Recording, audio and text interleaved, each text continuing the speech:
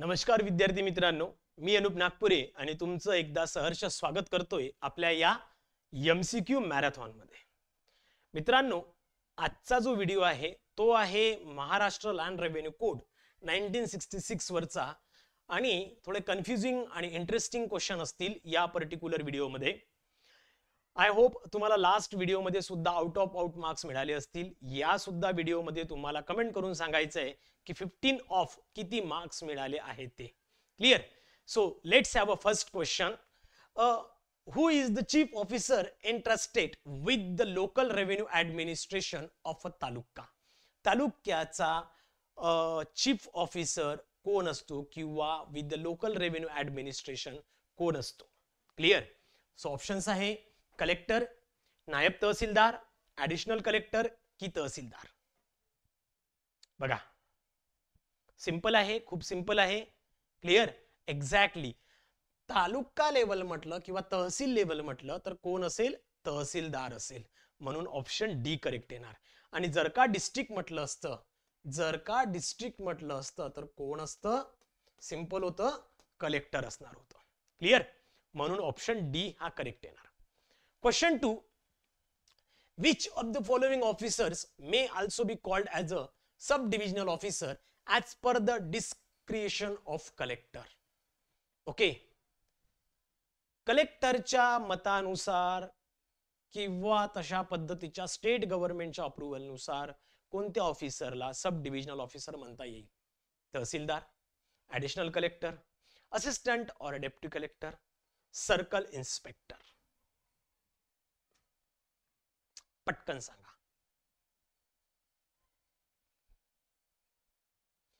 बरोबर आहे, तुम्ही जे चूज करताय ते बरोबर आहे.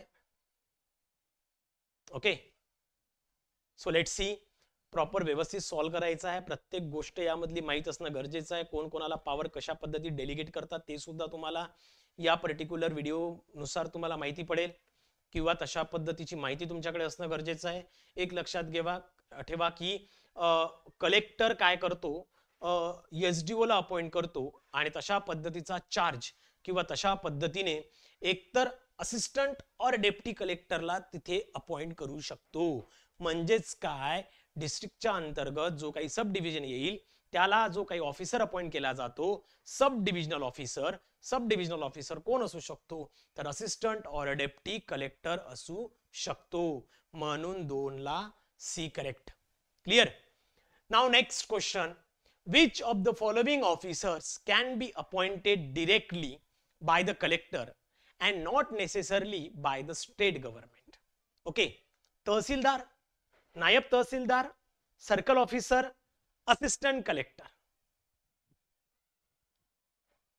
बघा, खूप सिंपल आहे की कलेक्टर खालीलपैकी कोणता ऑफिसर अपॉइंट करू शकतो ज्यासाठी स्टेट गव्हर्नमेंटची परमिशनची गरज पडत नाही किंवा कलेक्टर स्वतःच्या पॉवरवर तशा पद्धतीने त्या ऑफिसरला तिथे अपॉइंट करू शकतो. Tehsildar, naib tehsildar, circle officer, assistant collector. Okay, चला फास्ट. सो करेक्ट आन्सर आहे सी, सर्कल ऑफिसर और सर्कल इन्स्पेक्टर. लक्षात ठेवायचं, circle inspector which is appointed by the collector, ज्यासाठी स्टेट गव्हर्नमेंटच्या परमिशनची किंवा अप्रुव्हलची गरज पडत नाही. म्हणून C correct. Next question number 4. Under the Maharashtra land revenue code which of the following statement is not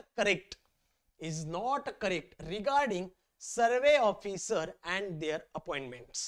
Okay, बघा, the state government may appoint a single individual to hold 2 or more designation such as a director of land records and settlement officer provided the individual is legally competent.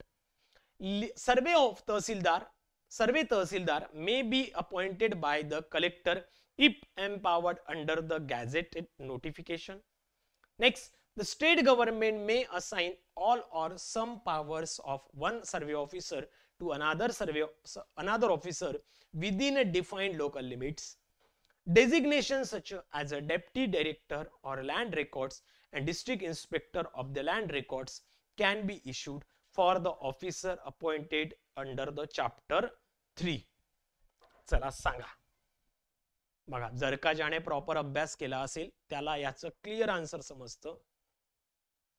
लक्षात ठेवायचं.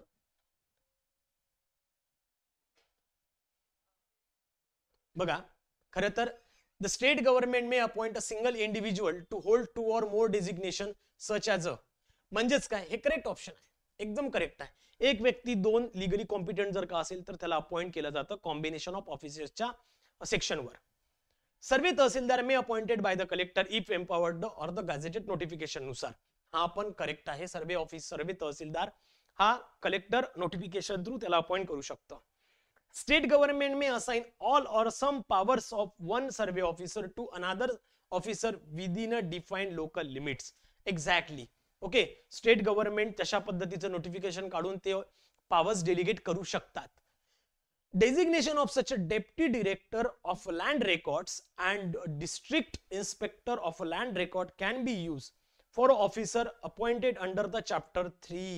chapter 3 मध्ये नाही करत, chapter number 5, chapter number 6, chapter number 8, 9 आणि 10 मध्ये तशा पद्धतीने त्यांना अपॉइंट केलं जातं. These officers are appointed under the chapter 5, 6, 8, 9 and 10. So 3 option हे करेक्ट आहे, म्हणून हे चुकीचं आहे. त्यांनी नॉट विचारलाय म्हणून ऑप्शन डी हा करेक्ट येणार. Clear. So option D is correct for question number 4. Next 5. Which of the following officers is not explicitly mentioned in section 8 as a designation for a survey officer? Settlement officer, superintendent of land records, revenue inspector, survey tehsildar. Come on fast. Section number 8 मध्ये कोणत्या पद्धतीच्या ऑफिसरला explain केलं नाही किंवा mention केलेलं नाही. Okay. आता यासाठी तुम्हाला सेक्शन नंबर 8 हा माहित असणं गरजेचं आहे. क्लिअर. थोडे टफ क्वेश्चन आहे, थोडे कन्फ्युजिंग आहे, आणि मी आधी सांगितलं होतं की यामध्ये काही टफ आणि कन्फ्युजिंग राहणार आणि यानंतरच्या लेवल थोड्या टफ होत जाईल, म्हणून तुम्हाला थोडा जास्त अभ्यास करावा लागेल. क्लिअर. सो लक्षात ठेवायचं की यापैकी जो की सेक्शन नंबर 8 मध्ये रेव्हेन्यू इन्स्पेक्टरचं कुठेही मेन्शन केलेलं नाहीये किंवा रेव्हेन्यू इन्स्पेक्टरचं वर्क या सेक्शन नंबर 8 मध्ये मेन्शन केलेलं नाही, त्यामुळे ऑप्शन सी या करेक्ट आहे. क्लिअर. सो 5th ला C correct. Now 6. According to section 9, what is required for the state government to combine multiple offices under the one individual? हा आहे कॉम्बिनेशन वाला, कॉम्बिनेशन ऑफ ऑफिसेस, कॉम्बिनेशन वाला section. Okay. Section number 9 काय आहे? Combination साठी. बरोबर.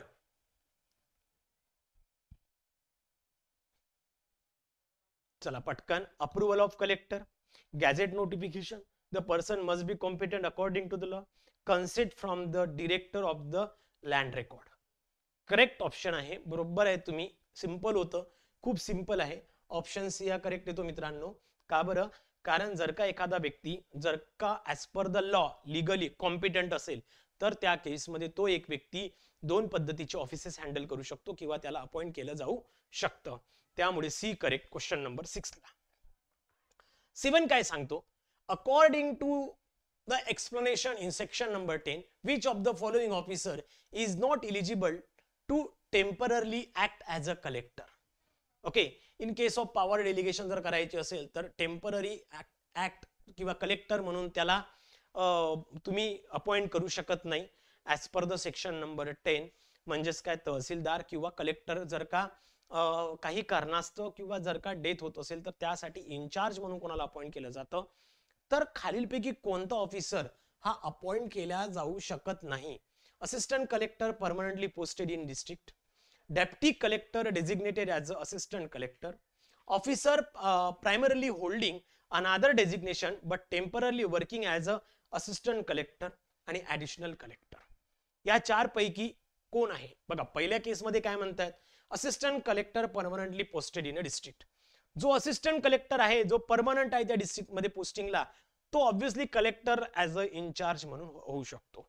म्हणजेच काय, क्वेश्चन नंबर 7 ला जर का प्रॉपर बघितलं तर तुम्हाला लक्षात येईल की असिस्टंट तिथे बसू शकतो. Deputy collector designated as a assistant collector, जो की डेप्टी कलेक्टर असेल त्याचे डेझिग्नेशन असिस्टंट कलेक्टर असेल, तो सुद्धा कलेक्टरचा इन्चार्ज घेऊ शकतो किंवा बनू शकतो. ऑफिसर प्रायमरली होल्डिंग अनादर डेझिग्नेशन, ऑफिसर पण एक्झॅक्टली काय त्याचं डेझिग्नेशन आहे ते नाही सांगितलं त्यांनी, फक्त एवढं काय म्हटलं, प्रायमरली होल्डिंग अनादर designation but temporary working as a assistant collector. जो टेम्पररी असिस्टंट कलेक्टर आहे तो इथे होऊ शकत नाही. Clear?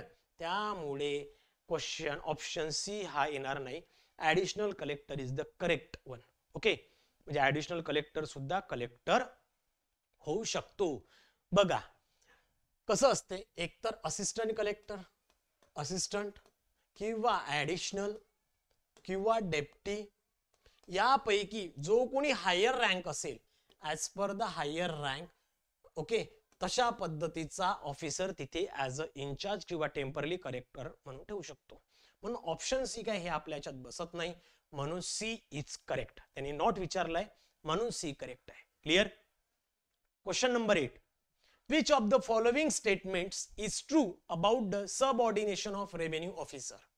Subordination of revenue officer, खालीलपैकी कोणतं करेक्ट आहे जे की सबऑर्डिनेशन आहे रेव्हेन्यू ऑफिसर. तुम्हाला मी आधी सांगितलं होतं सबऑर्डिनेशन कसं राहील, बरोबर आहे, म्हणजे स्टेट लेवलला डिव्हिजन, डिव्हिजनच्या खाली डिस्ट्रिक्ट, डिस्ट्रिक्टच्या खाली सब डिव्हिजन, सब डिव्हिजनच्या अंदरमध्ये तहसील, साझा, सर्कल, साझा आणि विलेज, बरोबर.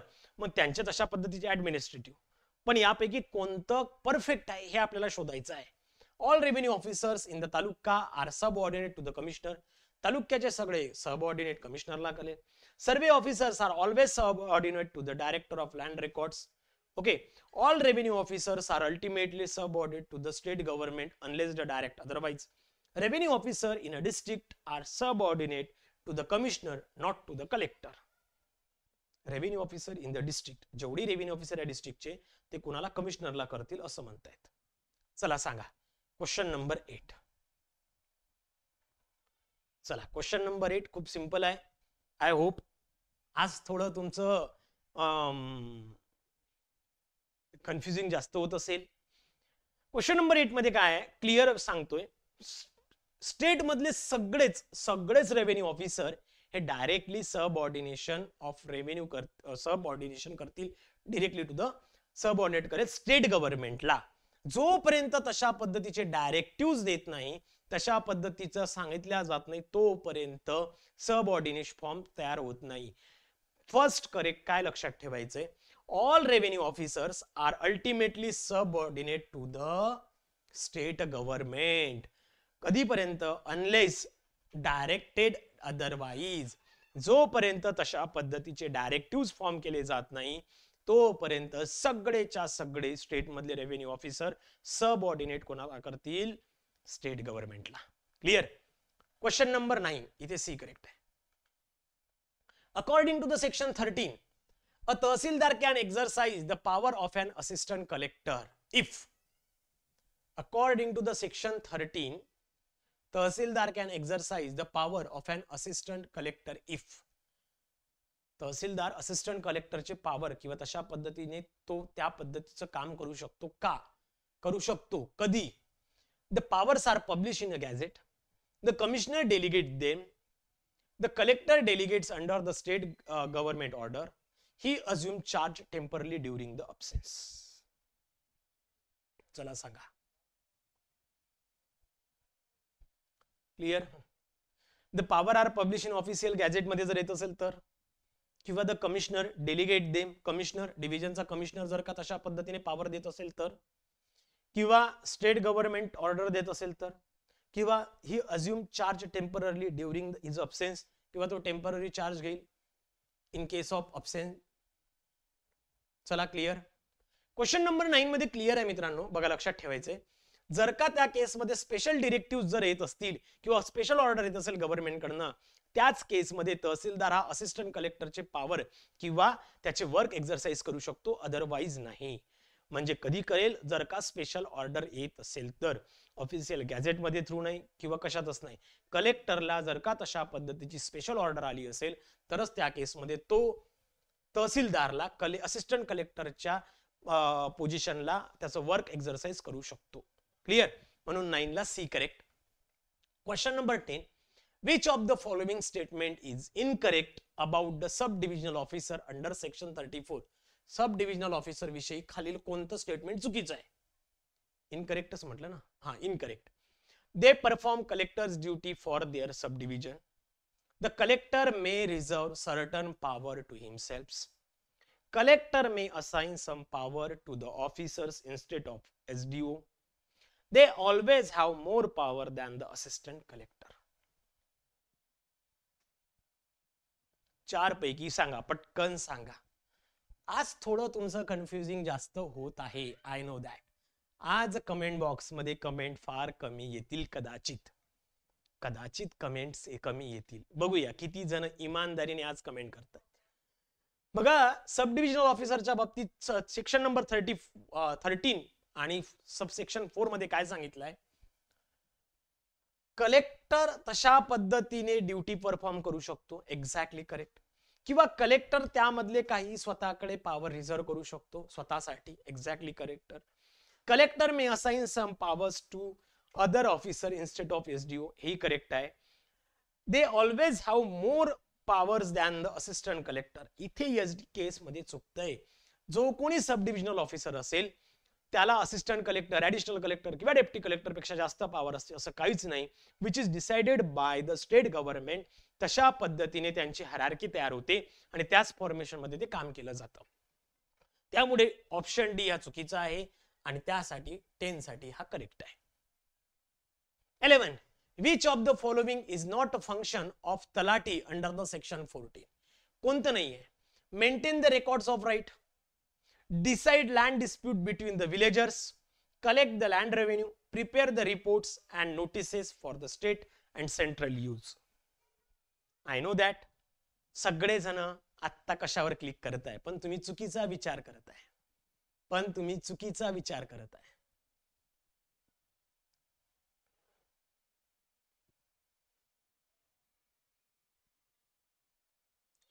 ओके, सगळ्यांनी डी केलं असेल, पण करेक्ट ऑप्शन आहे मित्रांनो, decide the land dispute between the villagers. व्हिलेजरच्या लँड डिस्प्यूट बद्दल डिसिजन त्या तलाठीला देता येत नाही. तो त्या डिस्प्यूट बद्दल रेकॉर्ड मेंटेन करू शकतो, पण त्याला डिसिजन देण्याचा अधिकार नाही. म्हणजेच काय, ऑप्शन बी हे करेक्ट आहे. त्यांनी नॉट अ फंक्शन विचारलं तर हे काय त्याचं फंक्शन नाही आहे. तलाठी काय करू शकतो? तशा पद्धतीने रेकॉर्ड मेंटेन करू शकतो, लँड रेव्हेन्यू कलेक्ट करू शकतो, स्टेट किंवा सेंट्रलच्या ऑर्डर नुसार तशा पद्धतीचा रिपोर्ट डाटा मेंटेन करून त्यांना दाखवू शकतो. पण कोणत्याही लँड डिस्प्यूट बद्दल तो रेकॉर्ड मेंटेन करेल, त्यांचे ऑब्जेक्शन सजेशन मेंटेन करेल, पण त्याच्यावर तो डिसिजन देऊ शकत नाही. म्हणून option B correct. Clear? Now question number 12. Under section 15, powers of an assistant or a deputy collector can be conferred upon any civil servant within a 10 years of experience. Power जे आहे, powers is nothing but the assistant असू दे, deputy असू दे किंवा additional असू दे, तर त्यापैकी जे काही पॉवर्स हायर त्याच्यानंतर कमी कमी हे कोणत्या कंडिशनवर डिसाइड केले जातात असं त्यांनी विचारलंय. तर त्यामध्ये ऑप्शन दिले, any civil servant with the 10 year experience, any person with the prescribed qualification, only IAS officer, only those posted in the revenue department. कोणाच्या बेसिसवर त्यांचे पॉवर ठरवल्या जातात. ओके, सांगा fast. Question number 12, come on fast.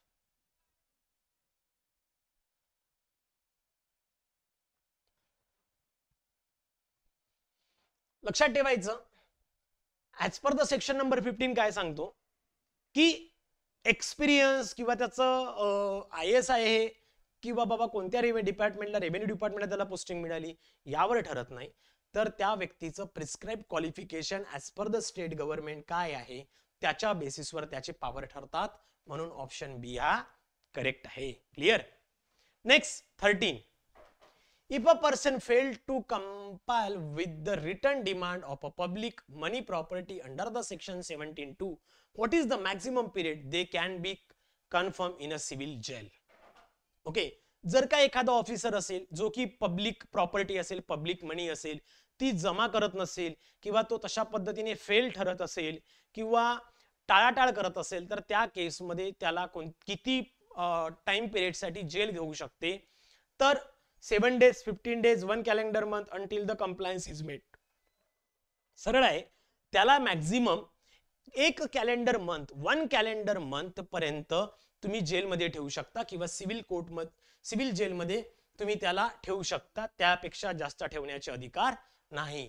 म्हणून C correct. Clear. Question number 14 सांगतो, under section 19 an officer detained for failing to hand over a public money property can be released if. जो व्यक्ती section number 19 नुसार detained असेल किंवा fail ठरत असेल public मनी property handover करायला, त्याला रिलीज कधी केलं जाऊ शकतं? He verbally assure the cooperation, collector accept a return apology, he files a writ petition, he provide the sufficient security as per the schedule B. जर का तो व्यक्ती एक प्रॉपर अश्युरन्स, जमानत किंवा सिक्युरिटी जर का शेड्यूल बी च्या अंतर्गत जमा करत असेल, तर त्या व्यक्तीला रिलीज केलं जातं आणि त्याची जी काही प्रॉपर्टी, प्रायव्हेट प्रॉपर्टी जर का जप्त केली असेल, तर ती सुद्धा रिस्टोर केली जाते, त्याला बंधनातून मुक्त केलं जाते. क्लिअर. म्हणून option D correct. And the last question, which of the following powers can a collector exercise directly under the section 80 without the magistrate order? Issuing a search warrant for a public property, filing a criminal FIR, imposing criminal penalties, declaring land acquisition. Come on fast. Okay. तर collector directly या particular section 18 मध्ये त्याला तशा पद्धतीचे power दिले जातात किंवा मॅजिस्ट्रेटच्या order शिवाय तो त्या पर्टिक्युलर एखाद्या ऑफिसर जो की पब्लिक प्रॉपर्टी मनी शो करत नाही, तर त्या पर्टिक्युलर व्यक्तीच्या घराचा सर्च वॉरंट किंवा पब्लिक प्रॉपर्टीच्या संदर्भातला जो काही सर्च वॉरंट असेल तो देण्याचे अधिकार कलेक्टरला असतो. क्लिअर. म्हणून ए करेक्ट. क्लिअर. तर मित्रांनो, आजच्यासाठी थांबूया, भेटूया पुढच्या व्हिडिओमध्ये. मी नक्कीच तुमच्या कमेंटची वाट बघतोय. तोपर्यंत धन्यवाद. Thank you so much.